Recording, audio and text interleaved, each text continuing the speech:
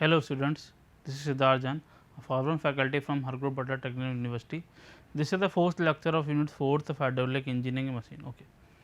हमने अभी तक लेक्चर में इम्पैक्ट ऑफ जेट के बारे में अच्छे से बात की। अब आपकी इस यूनिट में जो पार्ट है वो पंप्स के बारे में बात की जाती है, जिसमें हम दो तरीके के पंप के बारे में बात करेंगे, सेंट्रीफ्यूगल पंप और रेसिप्रोकेटिंग पंप। ठीक है ना। हम पंप पढ़ने से पहले या सेंट्रीफ्यूगल पंप पढ़ने से पहले हम जान लें कि पंप क्या होता है और सेंट्रीफ्यूगल पंप क्या होता है और रेसिप्रोकेटिंग पंप क्या होता है, इनमें अंतर क्या होता है। अंतर तो हम आगे बात करेंगे जब हम रेसिप्रोकेटिंग पंप के बारे में बात करेंगे। सबसे पहले हम पंप की बात कर लेते हैं कि पंप क्या होता है। पंप बेसिकली हम यहाँ थोड़ा सा अंतर समझते हैं, पंप और टरबाइन। टरबाइन के बारे में आपने सुना होगा। टरबाइन का क्या मतलब होता है? टरबाइन जो डैम में लगी होती है, डैम के आगे, जो वाटर की एनर्जी को अल्टीमेटली किस में कन्वर्ट करती है? इलेक्ट्रिकल एनर्जी में कन्वर्ट करती है। ये उसका अपोजिट है। अपोजिट का मतलब है कि हमारे पास पंप का मतलब है जो मोटर जो हमारे घरों में लगी होती हैं, जो वाटर पानी को खींच के टंकी में चढ़ाती हैं, सिंपल की बात करें तो अल्टीमेटली ये क्या करती हैं?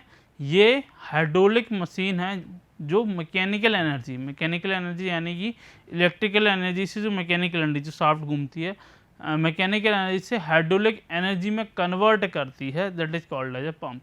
ठीक है। अगर हम सही तरीके से बात करें तो जो मैकेनिकल एनर्जी से प्रेशर एनर्जी में कन्वर्ट करती है। हम यहाँ पर hydraulic energy in terms of pressure energy की बात कर रहे हैं, क्योंकि एक हाइट तक वाटर को फ्लो करने का काम करती है, एक प्रेशर क्रिएट करने का काम करती है। अगर आपकी थर्ड फ्लोर पर ये वाटर स्टोर करना है तो थर्ड फ्लोर तक वो प्रेशर जनरेट करती है, इतना हेड का प्रेशर जनरेट करती है जिससे वाटर वहाँ तक पहुँच सके।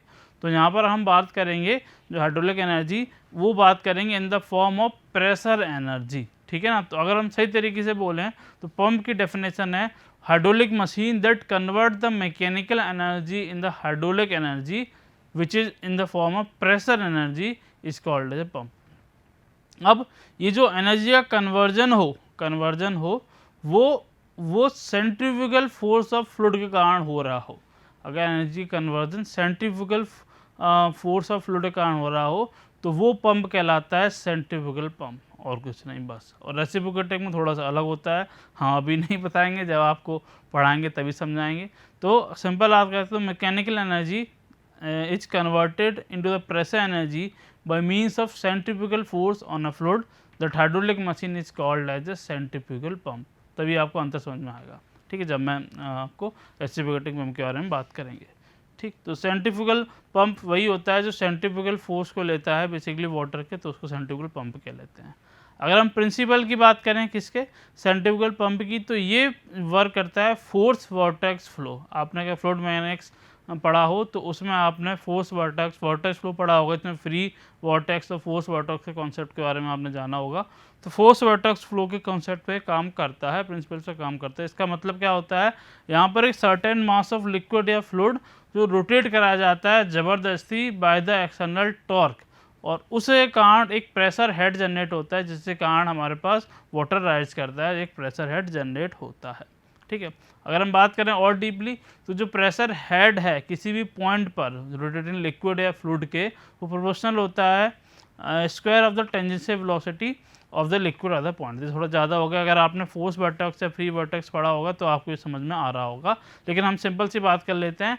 ये किसके प्रिंसिपल से काम करता है? ये प्रिंसिपल पर काम करता है फोर्स वर्टेक्स फ्लो के, जहाँ पर क्या होता है कि सर्टेन मास को ज़बरदस्ती फ्लो कराया जाता है जिससे प्रेशर हेड राइज होता है, सिंपल सी बात करें। ठीक, अब हम सेंट्रीफ्यूगल पंप के बारे में डिस्कस करेंगे। यहाँ पर हम वर्क डन के बारे में बात नहीं करेंगे। वर्क डन में वेलोसिटी ट्रायंगल फॉर्म होती है, तो जितना भी वर्क डन वाले जो वेलोसिटी ट्रायंगल वाले कॉन्सेप्ट हैं आपके, वो हम वेलोसिटी ट्रायंगल के जो लेक्चर पढ़ेंगे उसमें समझेंगे तीनों के बारे में अच्छे तरीके से। तो वहाँ पर आपको ज़्यादा क्लियरिटी इसकी होगी जब वेलोसिटी ट्रायंगल हम ड्रॉ करेंगे। सिंपल उसको समझेंगे कि क्या होता है वेलोसिटी ट्रायंगल, उसको बनाना सीखेंगे, फिर इन तीनों चीज़ों के दो तीन कॉन्सेप्ट के बारे में वहाँ पर अच्छे तरीके से समझ लेंगे। तो हम सेंट्रीफ्यूगल पंप के बारे में बात कर लेते हैं। तो सेंट्रीफ्यूगल पंप के चार मेनली पार्ट होते हैं। First is impeller, second one is casing, third is suction pipe, fourth is delivery. ठीक है, बस ये चार इंपॉर्टेंट पार्ट हैं। अगर हम यहाँ पर डायग्राम की बात करें तो हमारे पास सिंपल डायग्राम आपको दिख रहा होगा, जिसमें जो मेन कंपोनेंट है इम्पेलर या बोल सकते हैं जिसको मैंने यहाँ टर्बाइन बोला था पेल्टन व्हील। ठीक है, इसमें Pelton wheel turbine as a type of a turbine basically. उसमें जो पेल्टन या जो बोल सकते हैं इम्पेलर क्या होता है, इम्पेलर में बहुत सारी पंखुड़ी लगी होती हैं, ठीक, कर्व वेन्स लगे होते हैं जिसमें वाटर आके फंस जाता है और यहीं पर प्रेशर जनरेट होता है जिसके कारण हमारे पास वाटर राइज करता है, जिसके कारण वाटर राइज करता है। ठीक है, दूसरा हमारे पास है केसिंग। केसिंग हमारे पास इसके ऊपर एक केसिंग होती है। केसिंग मतलब एक कवर होता है जो एयर टाइट होता है, जो प्रेशर को लीक नहीं होने देता है और इसके इम्पेलर के वर्क को अच्छी तरीके इनहांस करता है। सक्शन पाइप वो पाइप जो वाटर के कांटेक्ट में होता है, सम्प होगा या फिर वाटर नीचे होगा जिससे जहाँ से वाटर हमारे पास आ रहा होगा, और डिलीवरी पाइप जहाँ से वाटर में पहुँचाना होगा। ठीक है, इसको और अच्छी तरीके से हम देख लेते हैं। इम्पेलर क्या है? Rotating part of a centrifugal pump is called as impeller. It consist of series of backward curved vane लगी होती है, वो भी कर्व्ड क्यों होती है? क्योंकि इसकी एफिशिएंसी सबसे अच्छी होती है। ऐसा क्यों? हमने पढ़ा है इसको, हमने पढ़ा कहाँ है? हमने देखा था आप स्टेशनरी व्हील में, स्टेशनरी प्लेट में, जहाँ पर कर्व प्लेट थी और कर्व प्लेट पर हम टेंजेंशियली फोर्स लगा रहे थे, तो वहाँ पर सबसे ज़्यादा एफिशिएंसी थी। क्या एफिशिएंसी थी? कि वाई कंपोनेंट का फोर्स भी मदद कर रहा था कि वो जीरो हो जा रहा था, सिंपल। ठीक है ना? ठीक है, ये हो गया कर्व्ड वेन्स। और the impeller is mounted at on the shaft that connected to side electromotor. ठीक है, ये जो इम्पेलर है ये एक शाफ्ट से कनेक्ट होता है। शाफ्ट में हमारे पास मशीन होती है जिसमें इलेक्ट्रिसिटी जनरेट होती है। इलेक्ट्रिसिटी के कारण वो शाफ्ट रोटेट करती है और शाफ्ट रोटेट करने के कारण ये इम्पेलर रोटेट करता है जो वाटर को हमारे पास सक करने का काम करता है। ठीक है ना? केसिंग एक टाइट चैम्बर होता है जो इम्पेलर के सराउंडिंग होता है, जो इस तरीके से डिज़ाइन किया जाता है कि जो वाटर की काइनेटिक एनर्जी है उसको आउटलेट तक पहुंचा सके और प्रेशर एनर्जी में कन्वर्ट कर सके। ठीक है, और डिलीवरी पाइप तक उसको पहुंचा सके। ठीक है, ये केसिंग के एक तरीके से डायग्राम्स हैं, सिंपल से। एक केसिंग हमारे पास वाटर केसिंग, दूसरी केसिंग है गाइड ब्लेड के साथ। ठीक है, बच्चे दो टाइप की केसिंग जनरली यूज की जाती है। ठीक है, तीसरा पार्ट है सक्शन पाइप। सक्शन पाइप क्या होता है? सक्शन पाइप इनलेट पाइप समझ सकते हो, जो हमारे पास जो वाटर जहाँ पर होगा वहाँ पर होगा, जो वाटर को सक करने के, जहाँ से वाटर सक मतलब वाटर निकाला जाने का काम किया जाएगा। ठीक है ना? वो सक्शन पाइप हमारे पास कहलाया जाता है। ठीक, अल्टीमेटली लास्ट हमारे पास होता है डिलीवरी पाइप, जिसके थ्रू वाटर जहाँ पर पहुँचाना होता है, डिलीवर करना होता है, उसको डिलीवरी पाइप कहलाता है। The pipe whose end is connected to the outlet of the pump and other end is delivered to the water required height is known as a delivery pipe। यही pipe हम ultimately कहाँ तक ले जाते हैं, मतलब ये पाइप को कनेक्ट करके हम किसी भी फ्लोर तक के वाटर को वो राइज करा सकते हैं। ठीक है, तो ये तो मेनली 4 पार्ट हो गए किसके, सेंट्रीफ्यूगल पंप के, जो समझ सकते होते क्या हैं। इन्हीं 4 पार्ट के बारे में, इन्हीं चार्ट से करस्पॉन्डिंग चीज़ें हम आगे पढ़ेंगे। यहाँ पर आपको HS, HD और H के बारे में देखने को मिल रहा होगा, इसमें हम आगे बात करेंगे ये होते क्या है। ठीक है, ठीक है, अब हम बात करते हैं हेड्स और एफिशिएंसीज की। यही मैं HS, HD के बारे में जो बताया था, यही हमारे पास हेड्स हैं। हेड्स मतलब एक राइज ऑफ वाटर, जो एनर्जी की फॉर्म में बात करते हैं। हेड के बारे में आपने पढ़ा होगा। हेड मतलब जैसे अगर प्रेशर हेड की बात करें, प्रेशर हेड मतलब प्रेशर के कारण कितना हम राइज ऑफ वाटर करा पा रहे हैं। काइनेटिक हेड का मतलब काइनेटिक एनर्जी के कारण कितना हम वाटर का राइज करा पा रहे हैं। ठीक है, तो हेड के बारे में बात करेंगे तो हेड हमारे पास जनरली 3 तरीके के मिलते हैं। सक्शन हेड, 4 तरीके के मिलते हैं। Suction head, delivery head, lift head, static head and the magnetic head. Suction head के बारे में बात करते हैं। सक्शन हेड क्या होता है? It is a vertical height of a centre line of a centrifugal pump. ठीक है, above the water surface in the tank and pump is lifted. ठीक है, अब अगर आपको डायग्राम देखा जाए तो यहाँ पर एक HS दिख रहा होगा, एक HD दिख रहा होगा। तो जो HS है यही कहलाता है सक्शन हेड। सक्शन हेड कहाँ तक है? ये हेड हमारा होता है इस इम्पेलर के सेंटर से लेके जहाँ तक वाटर टेबल हमारे पास है, जहाँ से सम्प किया जा रहा है, तो मतलब this is the head between the sump and the centre of the impeller. ठीक है, ये क्या बताता है? ये बताता है कि इसको समझो, ये बताता है कि हमें कितना सक करना है। मीन्स हमें वाटर स्टार्टिंग में कहाँ से कहाँ तक लेके आना है, वाटर को यहाँ से लेके यहाँ तक लेके आना है। ठीक है, तो ये सक्शन पाइप के थ्रू लेके आना है और इतनी हेड प्रोड्यूस करना है, इतनी एनर्जी प्रोड्यूस करना है यहाँ तक लाने में। यहाँ तक आधा काम हो जाता है, इसके नीचे वाले व्हील्स इसी को वाटर को ऊपर लाने का काम कर देते हैं।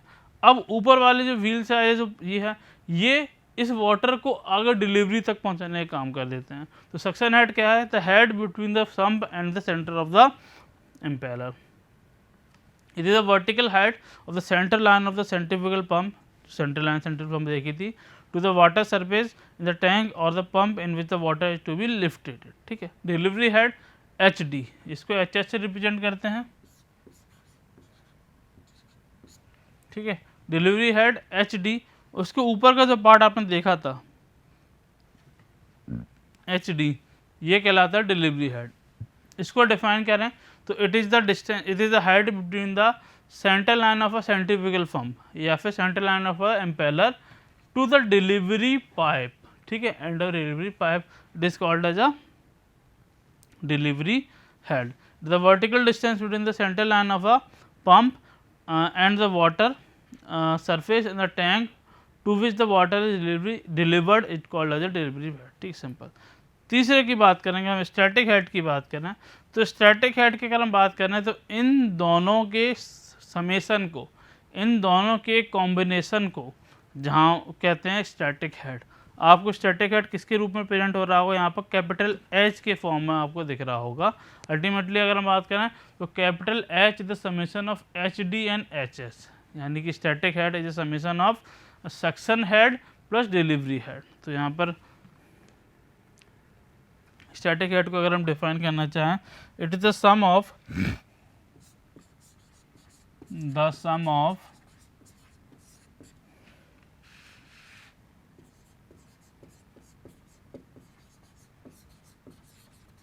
सक्शन हेड एंड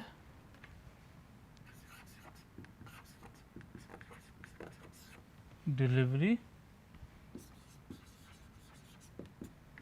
ठीक है, तो ये हमारे पास H से रिप्रेजेंट कर सकते हैं, H equal to small HS plus small d। ठीक है, लास्ट आता है हमारे पास मैनोमेट्रिक हेड HS। ठीक है, इसको कैसे डिफाइन करेंगे? इसको अगर डिफाइन करें तो ये वो हेड है। ठीक है, it is defined as the head, simple अगर हम थोड़ा लिख लेते हैं इसके बारे में, इट इज़, ये वो हेड है अल्टीमेटली जिसके अगेंस्ट पंप को काम करना है। अगर हम थोड़ा समझ लें पहले, ये वो हेड है, मैनोमेटिक हेड वो हेड है जिसके अगेंस्ट पंप को काम करना है। ठीक है ना, जिसके अगेंस्ट मतलब जिस हाइट तक पहुंचाना है। ये अल्टीमेटली स्टैटिक हेड के करस्पॉन्डिंग ही रहता है, लेकिन ये थोड़ा सा उल्टा समझो, ये वो हेड है जिसके आगे, जिसके विरुद्ध में हमको किसे काम करना है, जिसके विरुद्ध में सेंट्रीफ्यूगल पंप को काम करना है। तो अगर हम इसको डिफाइन करें, it is defined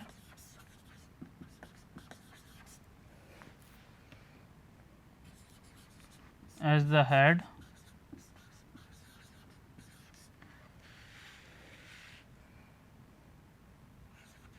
against which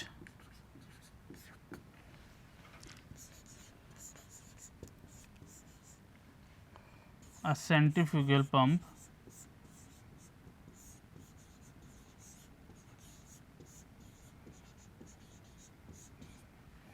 has to work। ठीक है, इसको ऐसे हम से रिप्रेजेंट करते हैं और इसको निकालने के तीन तरीके हैं, इसको निकालने के तीन तरीके हैं।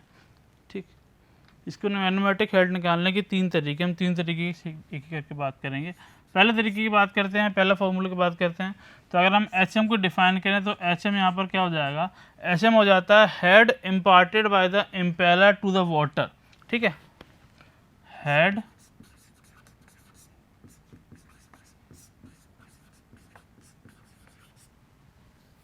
imparted by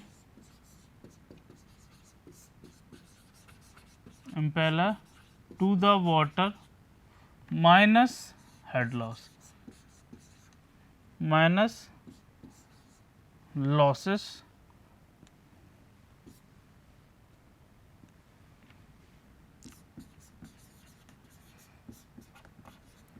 in pump।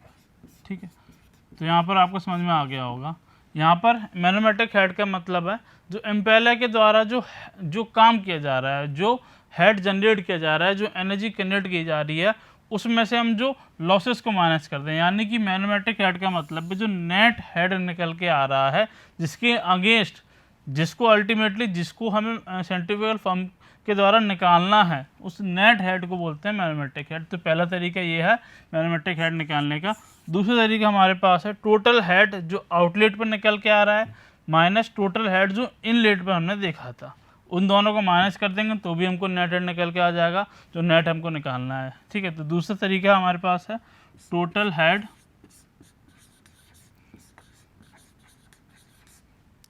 At the outlet of a pump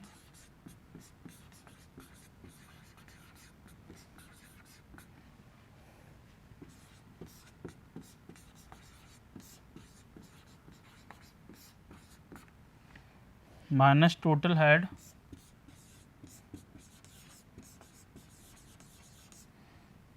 at the inlet of a pump.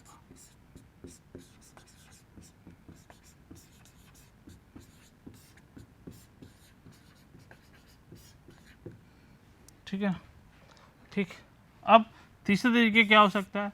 तीसरा तरीका हो सकता है कि हमने नेट हेड निकालना है, अल्टीमेटली मैग्नेटिक हेड निकालना है। तो पहला तरीका देखा कि जो इम्पेलर कारण जो हेड प्रोड्यूस कर पा रहे हैं माइनस जो हेड लॉस। दूसरा हम फाइनल हेड की बात करें माइनस इनिशियल हेड की बात करें। तीसरा जितने भी हेड इसके अलावा एग्जिस्ट करते हैं, जितना भी ये जो इस पंप के द्वारा जो हेड जनरेट हो पा रहे हैं, दैट में भी एच डी एच एस और दूसरे जो हेड हैं, उन सबको सम कर लें, उन सबको समेशन कर लें, तो वो कहलाएगा हमारे पास मैग्नेटिक हेड जिसके अगेंस्ट इसको काम करना है। तो यहाँ पर अगर हम एच एम को डिफाइन करें तो H M will be H S suction head, H D delivery head, H F S. ठीक है, एच एफ एस क्या है? एच एफ एस है frictional head losses in the suction pipe. Losses तो generate करनी पड़ेंगे, प्लस ये minus में रहेंगे लॉसेस तो माइनस हो जाएंगे। ठीक है, H F D frictional head losses to delivery pipe plus velocity head V square V D square upon 2g, ये वेलोसिटी है। तो ये सारे तरीके के हेड हमने लिख लिए हैं, जिसमें हेड लॉस भी लिख लिए हैं। यहाँ पॉजिटिव में है लेकिन वो माइनस होकर हट जाएंगे, तो ये हमारे पास नेट हेड या मैग्नेटिक हेड हमको प्रोड्यूस कराएंगे। तो दिस इज द चार तरीके के हेड हैं। तो this is the 3 form of the magnetic head. इस तरीके से हम मैग्नेटिक हेड को कैलकुलेट कर सकते हैं इन 3 तरीकों से। पहला जिसमें हम इम्पेलर पर जो हेड जनरेट हो रहा है माइनस द हेड लॉस। दूसरा हमारे पास जो आउटलेट पर हेड प्रोड्यूस हो रहा है माइनस इनिशियल पर जो हेड प्रोड्यूस हो रहा है।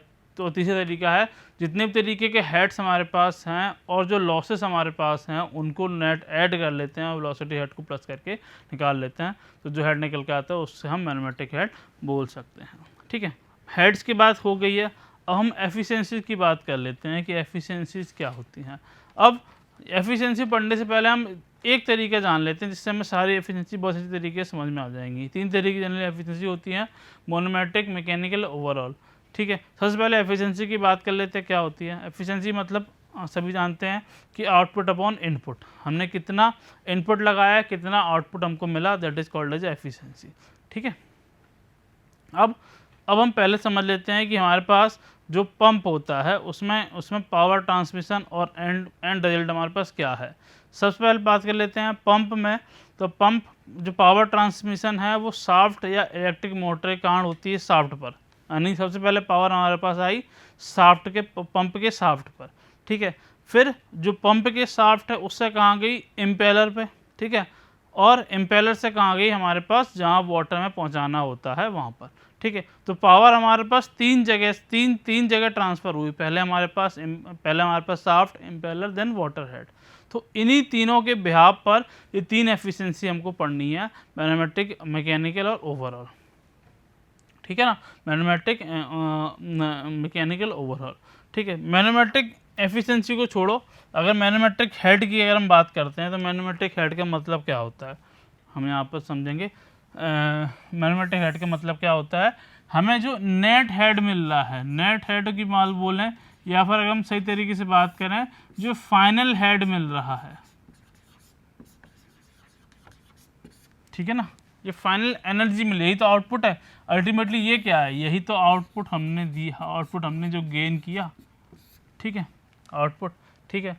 अब आउटपुट के बाद थोड़ा सा और आते हैं, ये आउटपुट या बोल सकते हैं जो वाटर हमारे पास डिलीवर हुआ वो किसके थ्रू हुआ, वो हमारे पास हुआ इम्पेलर पे जो फोर्स लगा उसके कारण, यानी कि इम्पेलर पे जो हेड जनरेट हुआ उसके कारण, ठीक है, यहाँ पर आया।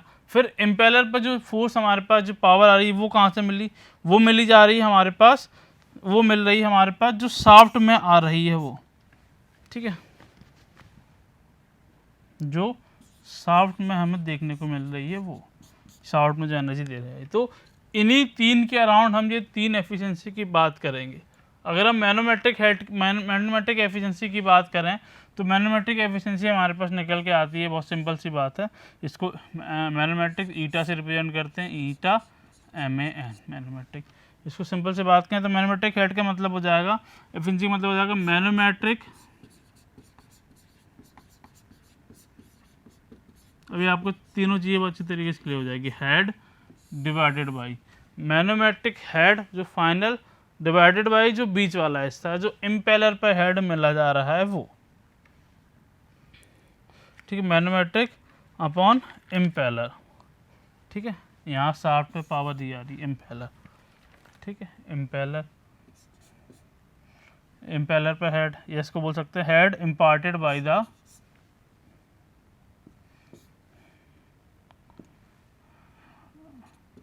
हेड imparted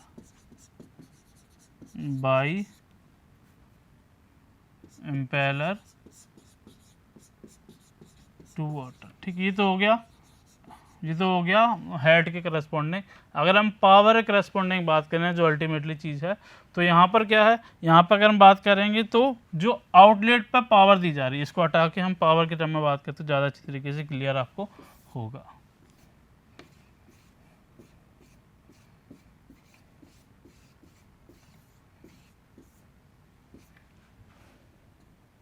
ठीक है, सबसे पहले हमने एनर्जी दी किस पे, शाफ्ट पर, यानी कि shaft power on a shaft, ठीक है,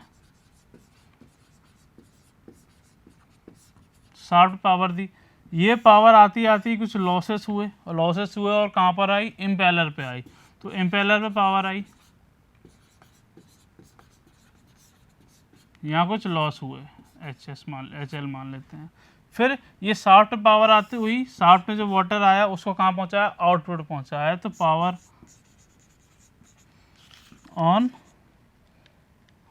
आउटपुट या आउटपुट ही बोल देते हैं, वाटर अल्टीमेटली, यहाँ पर भी लॉस हुआ होगा HL।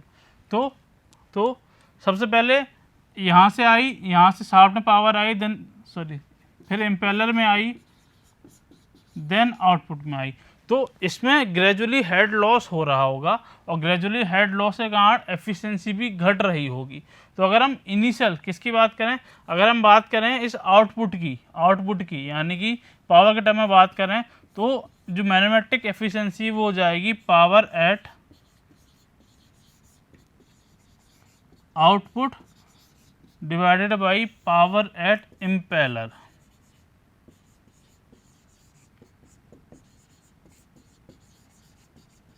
ठीक है, तो इन दोनों करस्पॉन्डिंग जो एफिशिएंसी होती है वो कहलाती है मैथमेटिक एफिशिएंसी। ठीक है, दूसरी एफिशिएंसी आती है हमारे पास मैकेनिकल एफिशिएंसी। मैकेनिकल एफिशिएंसी इन दोनों के करस्पॉन्डिंग जो एफिशिएंसी है that is a mechanical efficiency eta M. तो यहाँ पर अगर हम पावर के टर्म में बात करें मैकेनिकल एफिशिएंसी को तो हम क्या कह सकते हैं, mechanical efficiency is equal two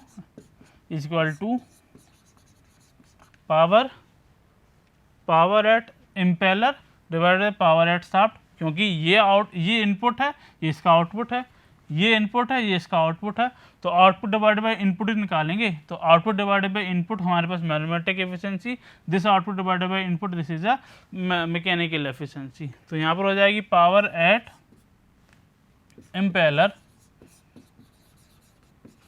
divided by power eight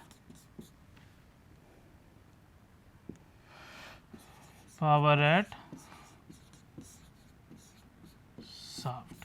ठीक है, ये दोनों एफिशिएंसी हमारे पास निकल के आती हैं। अब हमारे पास एक लास्ट एफिशिएंसी है जिसको बोलते हैं ओवरऑल एफिशिएंसी। तो इस फ्लो नेट को समझो, ये हमारे पास थी मैथमेटिक एफिशिएंसी, ये हमारे पास थी मैकेनिकल एफिशिएंसी। ओवरऑल एफिशिएंसी क्या हो जाएगी, इनपुट, स्टार्टिंग इनपुट और आउटपुट, यानी कि आउटपुट माइनस इनपुट, यानी कि power at output divided power at start is called as the overall efficiency.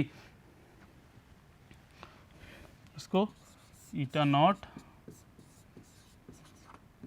Power output divided by power input, इसको अगर हम मैकेनिकल और मैथमेटिक के टर्म में देखें तो eta naught will be equal to eta mathematic into eta mechanical. इसको solve भी कर सकते हैं।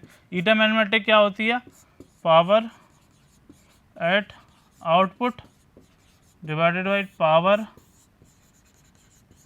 एट इम्पेलर,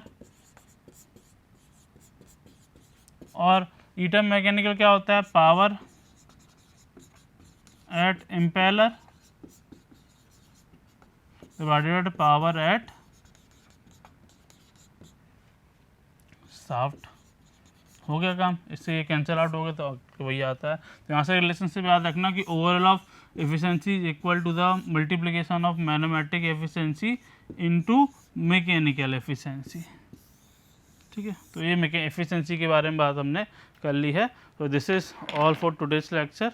आई होप आपको समझ में सारी चीज़ें आई होंगी। For more understanding you can refer this book. So thank you for watching.